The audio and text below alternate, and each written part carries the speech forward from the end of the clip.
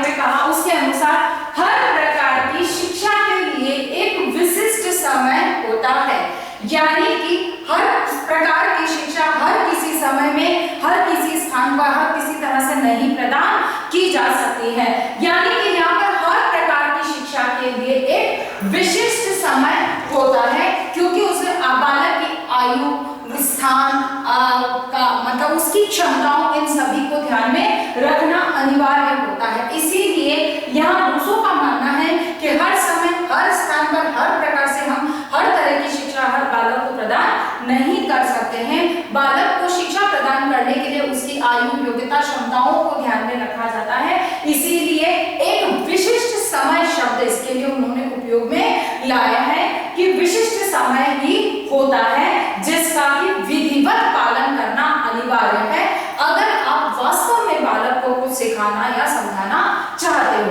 तो यहाँ पर इसीलिए मतलब कि कार्यक्रम विधि की का समर्थन इस परिभाषा से या इस बात से, विचारों से समझ में आता है कि रूसो का विचार था कि काल के क्रम यानी कि समय की निरंतरता, क्योंकि वो हर समय हर तरह की शिक्षा बालक को नहीं दी जा सकती, अर्थात उस क्रम के अनुसार शिक्षा प्रदान की जानी चाहिए। तो इतिहास में भी यही चीज महत्व रखती है कि हर कोई भी घटना हर किसी समय नहीं बताई जा सकती। उसके लिए आवश्यक है कि बालक के मतलब कि किसी घटना को विशिष्ट जो भी घटना है और हर मतलब कि एक क्रम के अनुसार उस घटना को बालक के इतिहास के अंतर्गत संकलित किया जाना चाहिए। आप रैंडमली कुछ भी उठाकर कैसे भी अगर उसको रखते हो तो उससे जुड़ी आसपास की घटना है, जैसे कि हमने बात तो करनी है, हमने 1465 की घटना की और हम इसके पहले हमने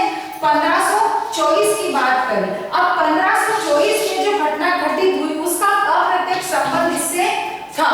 अब इसको जब हमने बताया ही नहीं तो उसके अर्थ को बालक समझ ही नहीं पाएगा, या वो अर्थ इतिहास जो संकलित किया गया है उसके लिए कोई प्रमाण नहीं होगा, क्योंकि प्रमाण भी कहाँ पर है, जो आपने क्रम में पहले इसको समझाया बताया ही नहीं। तो कहने का मतलब कि एक विशिष्ट मतलब हर एक का अपना एक विशिष्ट समय होता है, उसी स्थान पर उसी समय पर वो चीज प्रस्तुत की जानी चाहिए।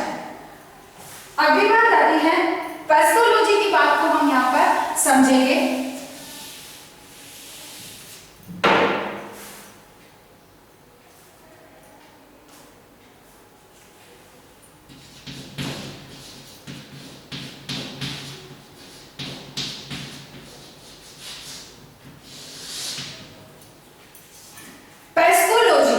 यहाँ पर एक चीज और बता दूं कि रूसो और पेस्कोलॉजी दोनों ही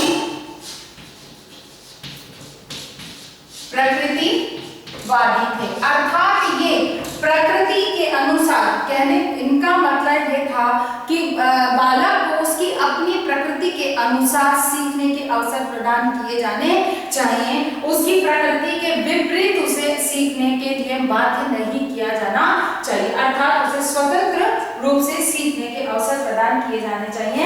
तो यहाँ पर पेस्कोलॉजी जो स्वयं एक प्रकृतिवादी थे, प्रकृतिवादी परंपरा के समर्थक थे, उन्होंने इस संबंध में कार्यक्रम विधि के संबंध में क्या कहा है, संपूर्ण इतिहास को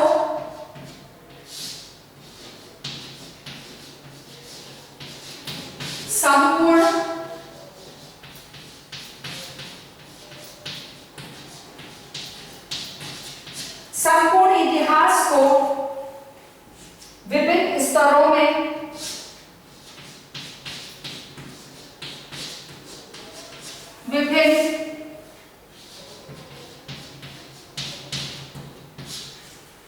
विभिन्न स्तरों में विभाजित कर देना चाहिए,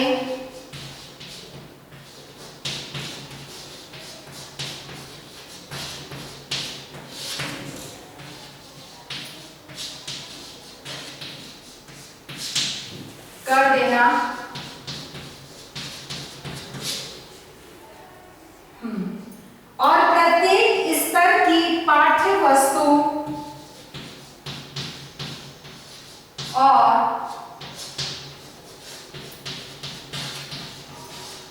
प्रत्येक स्तर की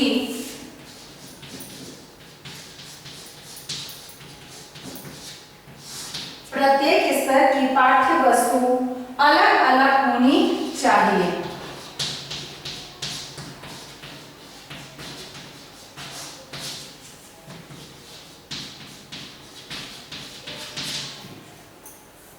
पेस्टोलॉजी की इस परिभाषा या इन विचारों को अगर हम देखते हैं तो कालक्रम विधि के बारे में इनके विचार स्पष्ट हमें समझ में आते हैं। उसके अनुसार संपूर्ण इतिहास को विभिन्न स्तरों में विभाजित कर देना चाहिए, यानी कि इतिहास को विभिन्न स्तरों में, स्तर कौन से होंगे, जैसे कि हमने कहा प्राचीन काल, विभिन्न कालों में विभाजित किया है, प्राचीन काल, मध्य काल और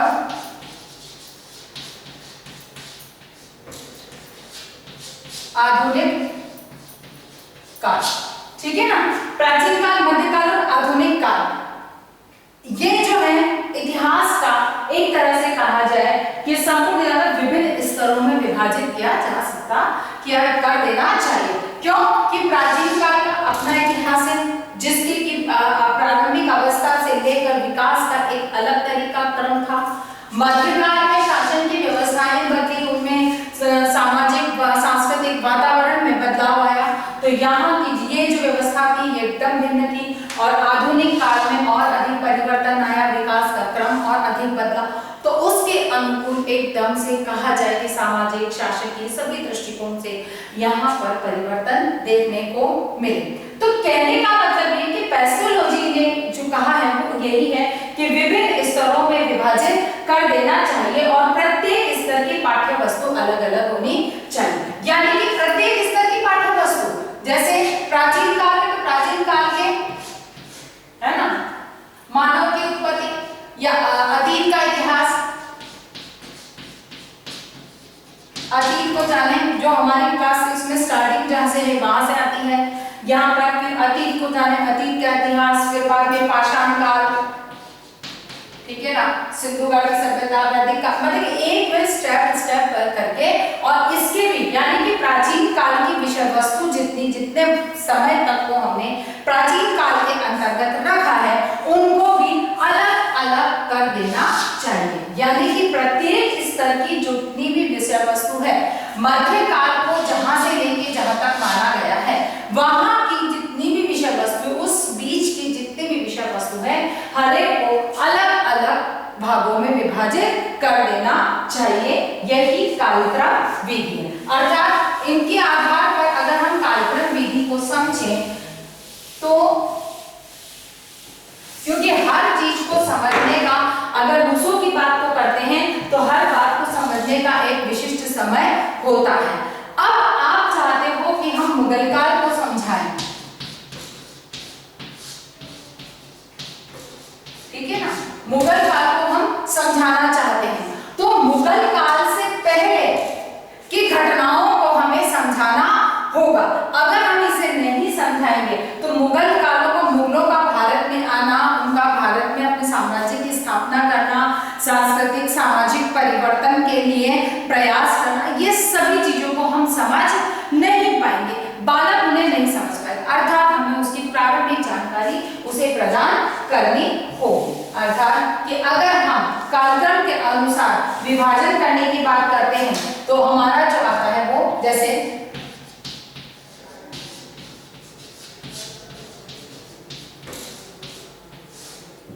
वैदिक काल, उत्तर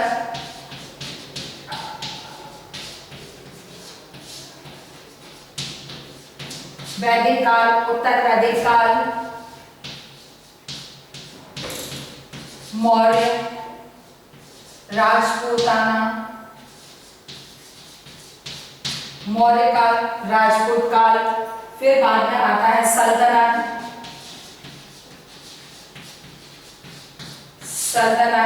फिर आता है मुगल, ब्रिटिश, और फिर आधुनिक।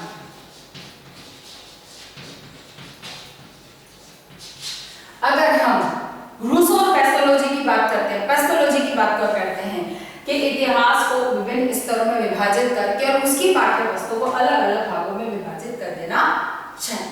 ये चीज आपके सामने है जिसको कि हमने अलग अलग स्तरों में विभाजित किया और हर एक की पाठ्य वस्तु आपके सामने, आपको पता है, आपको पढ़ते आते हैं, आपको मालूम है कि कौन सी किस तरह की उत्तर वैदिक काल में क्या थी, वैदिक काल में कौन कौन सी विषय वस्तु है, कौन कौन से पाठों को हम पढ़ते हैं, फिर बाद में मौर्य वंश, मौर्य काल के अंदर कौन कौन से वंशों के या कौन से राजवंशों के बारे में हम पढ़ते हैं और उनकी जानकारी क्योंकि सबको अलग अलग और चैप्टर्स में विभाजित किया जाता है। ठीक है ना, कि जैसे राजपूत काल में है तो चंद्रगुप्त मौर्य, पृथ्वीराज चौहान हुआ, उसके बाद में जितने भी अन्य शासक हुए उनके बारे में महाराणा प्रताप, कुंभा आदि को हम अलग अलग उसके अंतर्गत समझाते हैं। यानी कि एक साथ राजपूत में सभी को एक साथ नहीं देते, हम उनको अलग अलग उसमें, यानी कि वो अलग अलग प्रकरण या विषय वस्तु को अलग अलग भागों में बांटा जाता है।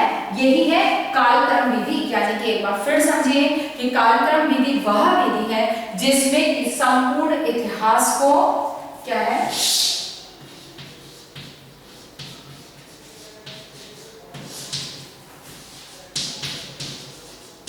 कालक्रम विधि वह है जिसमें संपूर्ण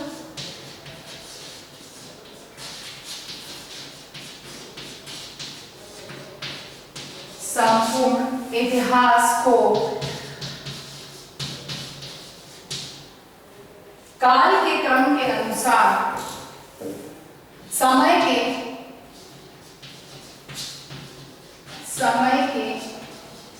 क्रम के अनुसार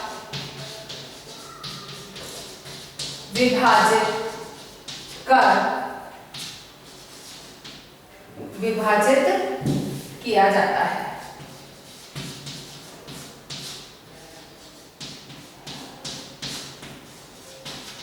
ठीक है, कालक्रम वह विधि है जिसके अंतर्गत संपूर्ण इतिहास को समय के क्रम के अनुसार विभाजित किया जाता है, वही विधि कालक्रम विधि है।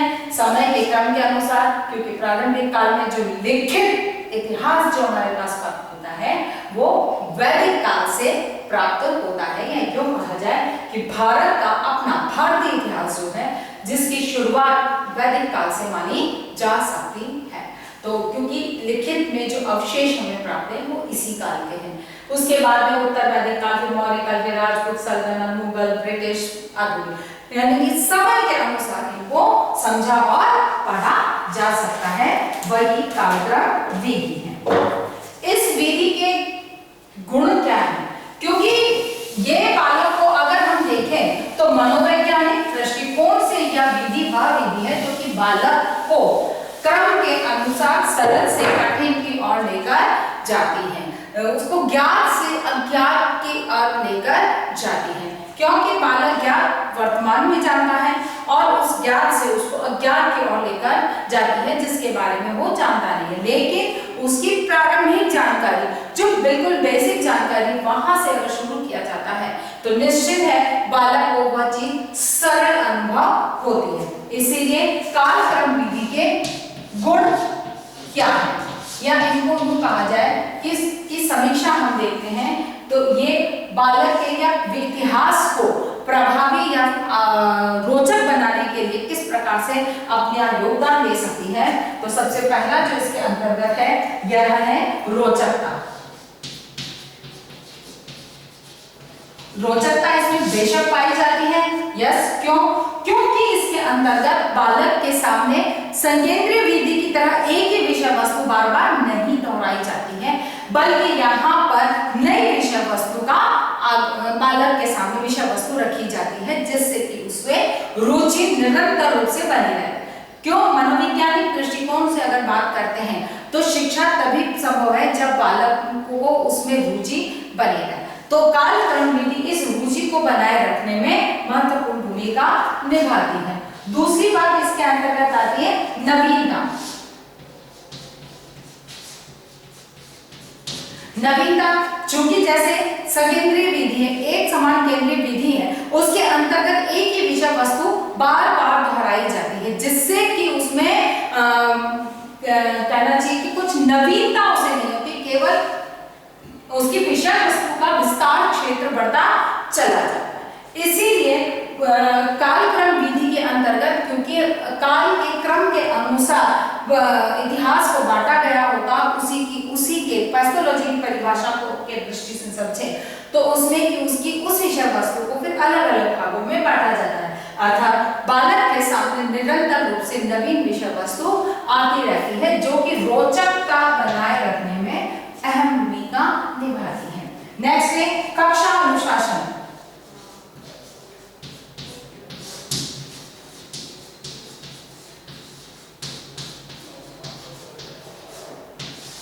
कक्षा अनुशासन यानी कि कक्षा का अनुशासन निरंतर रूप से बना रहता है। क्यों?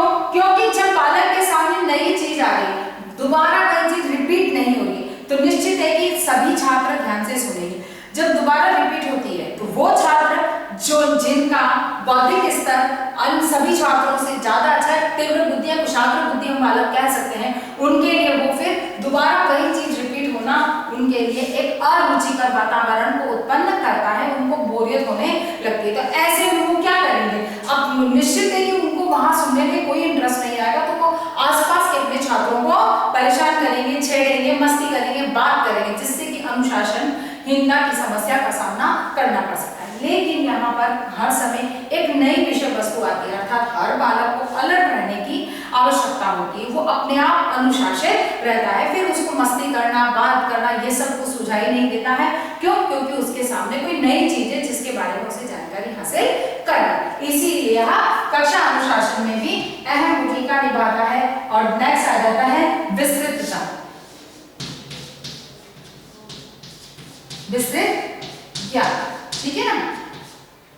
विस्तृत ज्ञान की जहां तक बात आती है, चूंकि यहाँ पे इतिहास को जैसे इतिहास है, इसको विभिन्न कालों में विभाजित किया गया है।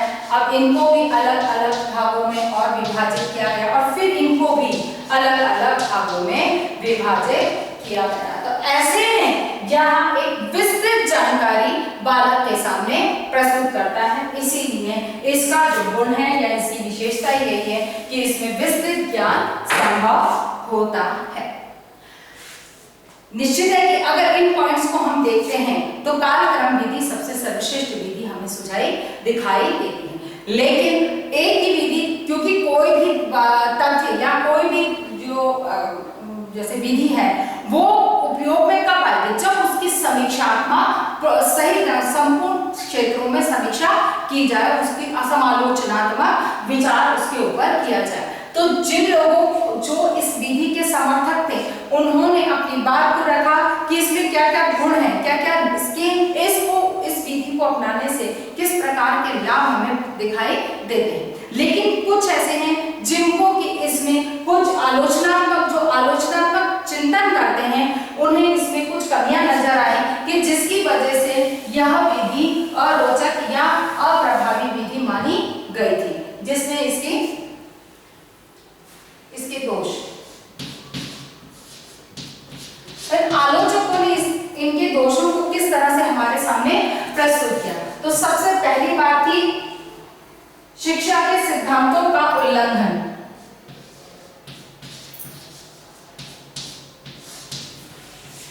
शिक्षा के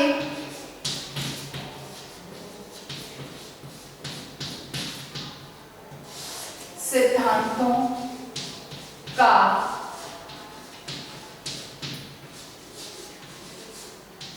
उल्लंघन, यानी कि शिक्षा के जो सिद्धांत हैं उनका इसके अंतर्गत उल्लंघन किया जाता है, यानी कि उनकी पालना या उनकी अनदेखी इसके अंतर्गत की गई है। शिक्षा के सिद्धांत क्या है? सरल से कठिन, ज्ञात से सरल से कठिन, ज्ञात से अज्ञात, जैसे जितने भी शिक्षा के सिद्धांत हैं उनकी यहाँ पर अनदेखी की जाती है। क्यों? कि यहाँ पर विभिन्न कालों में विभाजित किया जाता है और उसके आधार पर हर बार नवीन विषय वस्तु बालक के सामने आती है। तो फिर ज्ञात से अज्ञात वाली बात यहाँ पर नहीं पालन होती है, सरल से कठिन वाली बात यहाँ पे पालन नहीं होती है, क्योंकि क्रम के अनुसार जो विषय वस्तु आ रही है हमें उसे लेना ही है। अगर उसके बाद की विषय वस्तु सरल है पर हम उसको पहले नहीं ले सकते हैं। क्यों? क्योंकि वह काल के क्रम के अनुसार उसी स्थान पर आ रही है। इसीलिए मनोवैज्ञानिक सिद्धांतों की यहाँ पर अनदेखी की जाती है या उनका पालन यहाँ पर नहीं किया जाता है। दूसरी बात इसके अंतर्गत आती है पुनरावृत्ति का अभाव।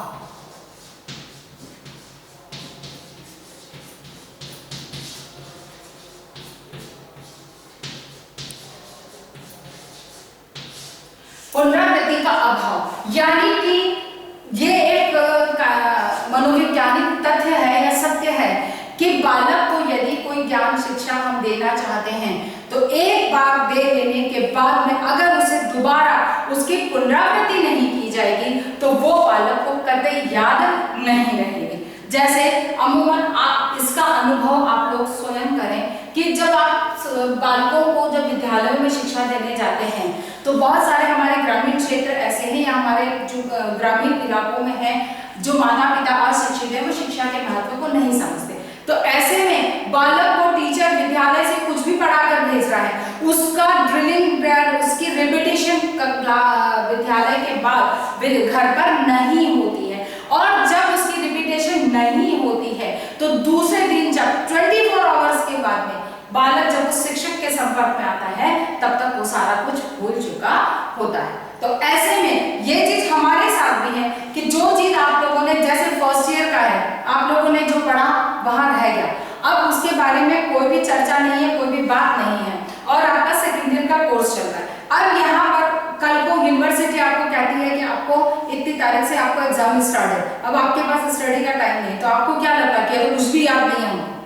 अर्थात याद क्यों नहीं? क्योंकि रिपीटेशन नहीं हुआ। इसीलिए पुनरावृत्ति का अभाव इसके अंतर्गत पाया गया है, क्योंकि एक विषय वस्तु जो एक बार पढ़ ली उसका रिपीटेशन दोबारा नहीं होता है। इसीलिए यहाँ पर अगर पुनरावृत्ति नहीं होती है तो वो चीज बालक भूल जाता है, उसकी याद उसे नहीं रहती। तीसरी बात यहाँ पर आती है रोचकता का अभाव।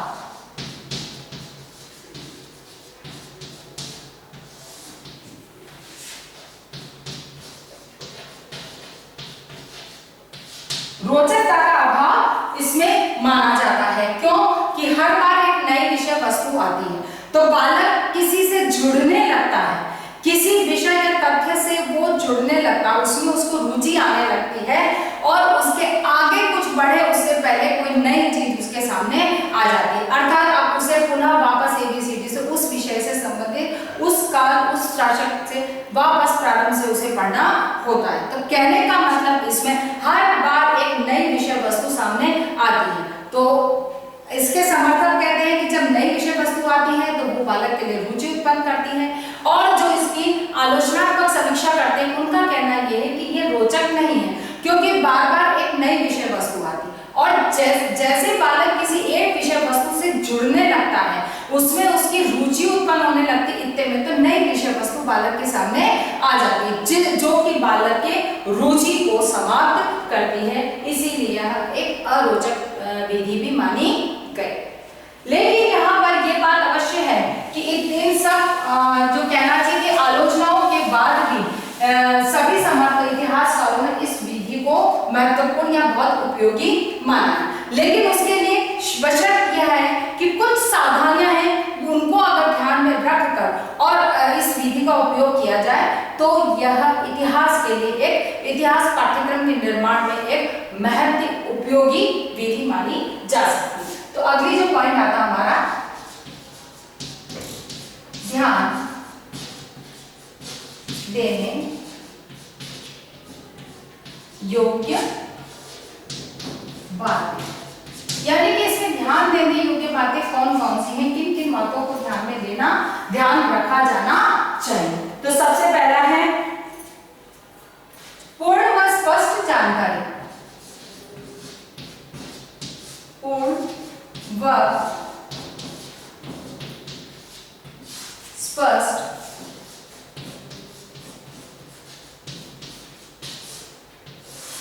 पूर्ण व स्पष्ट जानकारी, यानी कि यहाँ पर कार्यक्रम विधि के अनुसार अगर पाठ्य वस्तु विषय वस्तु को संकलित किया जाता है तो उस बात में इस बात को ध्यान रखा जाए कि उसमें संपूर्ण जानकारी उसमें संकलित हो, कोई पक्ष ना छूटे जिसकी वजह से उससे संबंधित कोई जानकारी उसके लिए कोई तथ्य प्रस्तुत ना कर सके या उसकी अस्पष्टता या अधूरी दिखाई दे। दूसरी बात एकदम स्पष्ट होनी चाहिए, इसमें किसी भी प्रकार की अस्पष्टता नहीं होनी चाहिए। ऐसा नहीं कि जैसे युद्ध हुआ था, जिस समय मुगलों ने आक्रमण किया था उस समय युद्ध हुआ था, अरे कब हुआ था? उत्तर प्रदेश में हुआ था या पंजाब और उसकी दिल्ली की सीमा पर हुआ था, अरे कहाँ हुआ था? ये चीज स्पष्ट होनी चाहिए। तो अगर ये चीज स्पष्ट होगी तभी बालक को उसमें रुचि आएगी, अन्यथा युद्ध हुआ था पता नहीं कब हुआ था, कौन जाने। वैसे भी इतिहास में यह है कि सन याद नहीं रहते हैं, तो जब सन याद नहीं रहते हैं तो हम किसी घटना के बारे में बहुत दावे के साथ हम नहीं बात कर पाते। तो यही बात यहाँ पर आती है कि पूर्ण और स्पष्ट जानकारी अगर नहीं है तो इतिहास अपना महत्व अपने आप खो देता है। इसीलिए इसको इस विधि का उपयोग करते समय अगर स्पष्ट और पूर्ण जानकारी दी जाए तो ये विधि एक उपयोगी और प्रभावी रूप प्राप्त कर सकती है। दूसरी बात आती है मुख्य विशेषताओं को सम्मिलित किया जाए।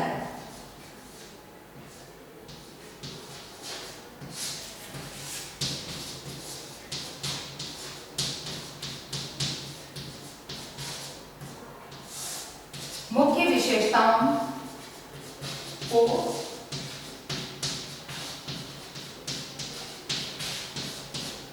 सम्मिलित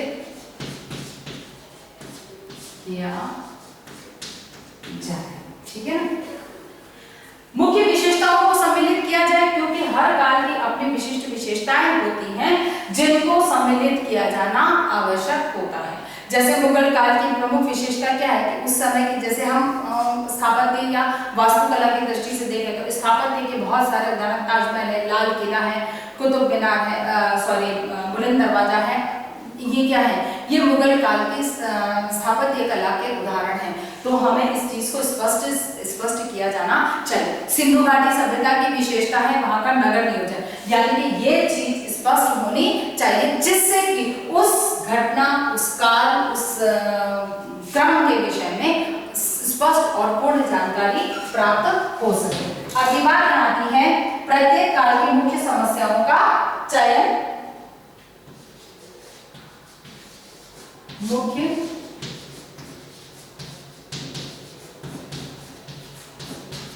मुख्य समस्याओं का चयन, समन्वित शिक्षा। मुख्य समस्याओं का चयन यानी कि शिक्षा को प्रभावी और आकर्षक, विषय वस्तु को प्रभावी और आकर्षक बनाने के लिए, पूर्ण बनाने के लिए उसकी मुख्य जो समस्याएं हैं उनका चयन किया जाए और उसे बालक के सामने प्रस्तुत किया जाए। पूर्वाग्रहों से रहित।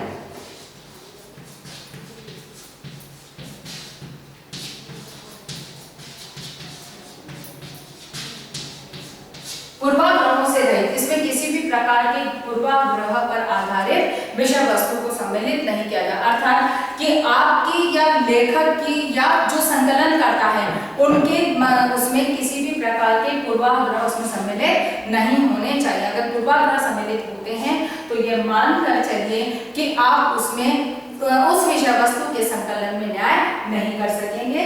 इसीलिए इस विधि का उपयोग करते समय इन सावधानियों का अगर हम उपयोग करें या इनको ध्यान में रखें तो निश्चित है कि हम इसे एक आकर्षक और प्रभावी विधि बना सकते हैं, उपयोगी विधि बना सकते हैं। आप आज की बात मैं यही समाप्त करती हूँ। हम कल के नेक्स्ट वीडियो के अंदर हम काल क्रम विधि और सकेंद्रीय विधि में क्या अंतर है इसके माध्यम से भी दोनों विधियों को समझेंगे। आज का हमारा होमवर्क है काल क्रम विधि इतिहास पाठ्यक्रम निर्माण में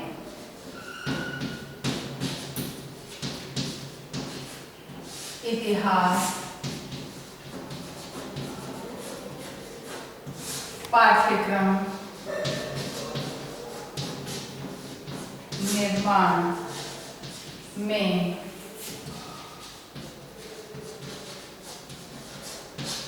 कालक्रम विधि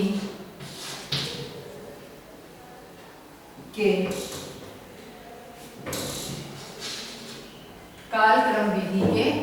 उपयोग को स्पष्ट,